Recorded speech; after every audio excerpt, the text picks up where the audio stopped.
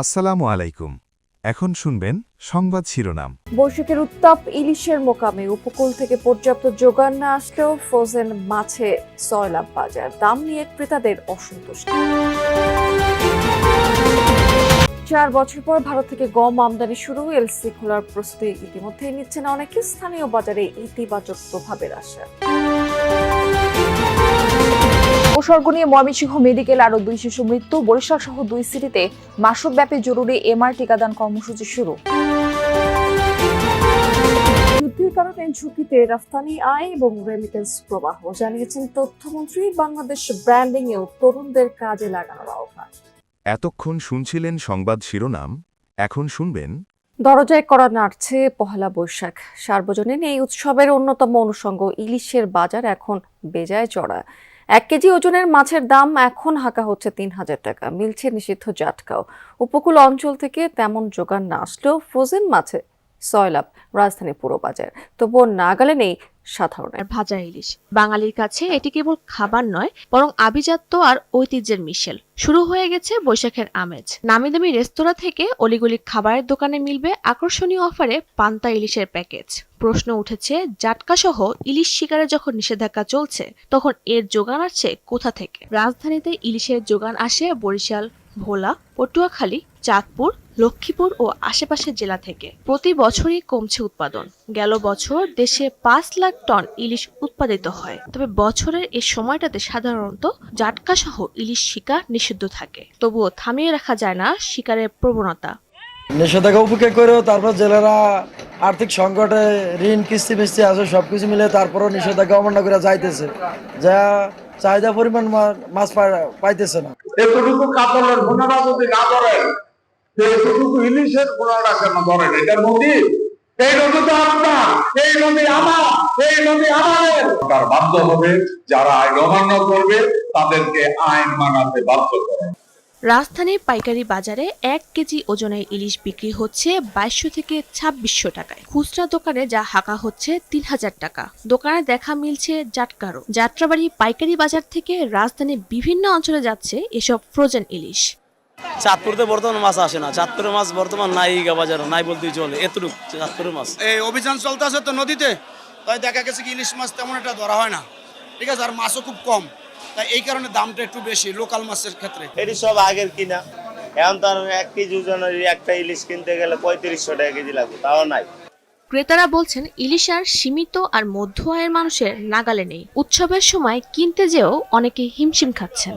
ঘন্টায় ঘন্টায় মাছের দাম বাড়ে, গরিবের পয়সা নাই। একটা মাছও কিন্তু যে কালকে ধরা পরশুদিনকে ধরা এরকম না, এই মাছ হয়তো কয়েক মাস আগে ধরে ফ্রিজিং করে এখন সবাই বিক্রি করে। ক্রেতারা বলছেন পহেলা বৈশাখের সময় চাহিদা বাড়ে আর সুযোগ নিয়ে থাকেন মুনাফাভোগী ব্যবসায়ীরা। হিলি স্থলবন্দর দিয়ে ভারত থেকে আবারও গম আমদানি শুরু করা হয়েছে। শনিবার বিকেলে 3টি ট্রাকে 116 টন গম আমদানি করা হয়েছে। এর আগে অভ্যন্তরীণ বাজারে গমের দাম বৃদ্ধির কারণ দেখিয়ে 2022 সালের 13ই মে গম রফতানি বন্ধ রেখেছিল ভারত সরকার। এরপর থেকেই মূলত হিলি সহ বিভিন্ন স্থলবন্দর দিয়ে ভারত থেকে গম আমদানি বন্ধ হয়ে যায়। এদিকে বন্দর দিয়ে পুনরায় গম আমদানি শুরু হওয়াতে কিছুটা স্বস্তি ফিরেছে ব্যবসায়ী এবং শ্রমিকদের মধ্যে। চাহিদা অনুযায়ী গম আমদানি অব্যাহত থাকবে বলে জানিয়েছেন ব্যবসায়ীরা। অনেকেই এলসি খোলার প্রস্তুতিও নিচ্ছেন ইতিমধ্যে। বছরে বিভিন্ন দেশ থেকে 60 লাখ টন গম আমদানি করা হয়। জ্বালানি তেল নিয়ে দেশের বিভিন্ন জেলাতে ভোগান্তি কমছে না। পাম্পগুলোতে গ্রাহকদের দীর্ঘ লাইন আজও দেখা গেছে। ঘন্টার পর ঘন্টা অপেক্ষা করেও মিলছে না চাহিদা অনুযায়ী তেল। এতে ক্ষোভ দিন দিন বাড়ছে গ্রাহকদের মাঝে। আবার সাময়িকভাবে বন্ধ রয়েছে অনেক পেট্রোল পাম্প। পেট্রোল আর অকটেনের সংকটই সবচেয়ে বেশি। চাহিদা অনুযায়ী মিলছে না ডিজেলও। সবচেয়ে বেশি সংকট রংপুর বিভাগে। জ্বালানি তেলের জন্য এক পাম্প থেকে আরেক পাম্পে ঘুরছেন গ্রাহকেরা। ফিলিং স্টেশন মালিকদের দাবি যে ডিপো থেকে যে পরিমাণ তেল মিলছে তা চাহিদার তুলনায় অনেক কম, ফলে কয়েক ঘন্টার মধ্যে ফুরিয়ে যাচ্ছে তাদের মজুত। অন্যদিকে গ্রাহকদের অভিযোগ যে ব্যক্তি পর্যায়ে মজুতদারির পাশাপাশি অসাধু ব্যবসায়ীরাও অবৈধভাবে তেল মজুত করছে, ফলে সংকট কাটছে না। ওটা অশান্তির মধ্যে আমরা আছি। এই লাইন খাড়া লাগে, 5-7 ঘন্টা করে লাইন খাড়া লাগে, লাইন খাড়ি তেল পাইতেছি না। কর্মসংস্থান ফেলে এখানে ঘন্টার পর ঘন্টা 2 ঘন্টা 4 ঘন্টা 5 ঘন্টা পুরো থাকা লাগে। আমাদের ডিউটি আছে, বসের ডিউটি আছে, সবাই মিলে একটু একটু বোধ করতেছে, একবারে খুব বিরক্ত ফিল করতেছে সব সময়। মনে হচ্ছে সেভ করতে বা যেখানে জামে পড়লো ওখানে স্টার্ট বন্ধ রাখতে, ওরকম মানে অনেক কিছু ইয়ে করেছে তেল সেভ করার জন্য। নোয়াখালীর হাতিয়ায় অভিযান পরিচালনা করে 4,800 লিটার পেট্রোল এবং 2,015 লিটার ডিজেল জব্দ করেছে কোস্টগার্ড। এ সময় জ্বালানি পরিবহনে ব্যবহৃত 2টি ইঞ্জিন চালিত বোট সহ 4 জনকে আটক করা হয়েছে। শনিবার উপজেলার নলচিরা ঘাট সংলগ্ন মেঘনা নদীতে এই অভিযান পরিচালিত হয়েছে। কোস্টগার্ড জানিয়েছে যে বিদেশি তেলবাহী জাহাজ থেকে শুল্ক ফাঁকি দিয়ে এসব জ্বালানি মজুত করছিল একটি চক্র। পরে গোপন সংবাদের ভিত্তিতে অভিযান চালিয়ে সেসব জব্দ করা হয়েছে। আটককৃতদের বিরুদ্ধে আইনানুগ ব্যবস্থা নিতে হাতিয়া থানায় হস্তান্তর করা হয়েছে। কোস্টগার্ড জানিয়েছে যে চোরাচালান রোধ এবং বাজার স্থিতিশীল রাখতে এই ধরনের অভিযান অব্যাহত থাকবে। দর্শক, এবার জানিয়ে দেবো আপনাদেরকে আজকে পুঁজিবাজারের লাস্ট আপডেট। আজকে আমরা সপ্তাহের প্রথম কার্যদিবসে কি দেখেছি, সকাল থেকে কিন্তু কিছুটা নিম্নমুখী প্রবণতা দিয়ে শুরু হয়েছে, কিন্তু বেলা বাড়ার সাথে সাথে অর্থাৎ শেষ ভাগে এসে আমরা দেখতে পাচ্ছি কিছুটা ঊর্ধ্বমুখী প্রবণতা বিরাজ করছে ইন্ডেক্সগুলোতে। আজকে ঢাকা শেয়ার বাজারের প্রধান সূচক যেটা ডিএসসি ব্রড ইন্ডেক্স, সেটা কিন্তু প্রায় 13 পয়েন্টেরও বেশি বেড়ে 5,271 পয়েন্টে রয়েছে। আরেকটি সূচক বেড়েছে ডিএস30 সূচক। হামের উপসর্গ নিয়ে ময়মনসিংহ মেডিকেলে আরও 2 শিশুর মৃত্যু হয়েছে। তাদের মধ্যে একজনের বয়স 9 মাস, আরেকজনের 10 মাস। 17 মার্চ থেকে এই পর্যন্ত ময়মনসিংহ মেডিকেলে মৃত্যু হলো 12 জনের। হাসপাতালটিতে গত 24 ঘন্টায় হামের উপসর্গ নিয়ে ভর্তি হয়েছে আরও 26 জন।